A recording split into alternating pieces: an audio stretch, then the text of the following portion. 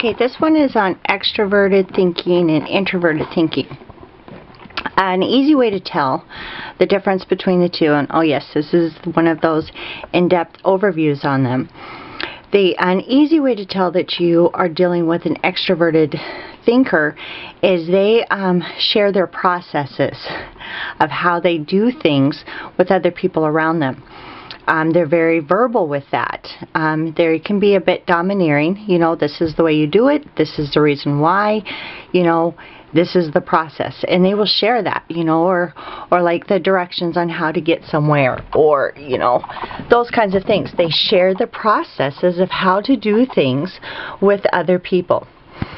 And let me see, they'll be really good at retaining facts of general information. You know, like what president was, you know, in office in 19 whatever, or, you know, what year we landed on the moon. General information they retain very easily, and they can draw it up. And it's the processes and that information they interact with other people you know, will tell you if you're dealing with an extroverted thinker. I'm trying to think of everything that I witnessed from that, because I'm quite the opposite. I use introverted thinking. So that one is more nonverbal. It means a private absorption of things throughout my history that I have perceived as fact.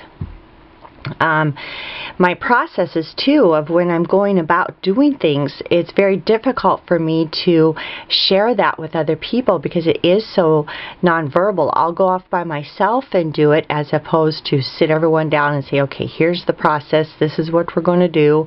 You know, you mix these eggs together with that. That is extremely difficult for me.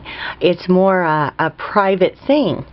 As with my belief systems, they're stronger. They're more consistent for me in the fact that I'm not currently in the moment. I carry my history of things I believe to be true with me, and my processes of how I go about doing the things are also very private. So my language is not, you know, go down highway so-and-so and take a left there, and, you know, or, you know, this is how I mix such and such and then I get that result. My language isn't like that. I just do that stuff. Trying to talk to somebody on that level is extremely difficult. This is one of the harder videos I've done because I have the introverted thinking. It's really challenging to verbalize how this process works within myself.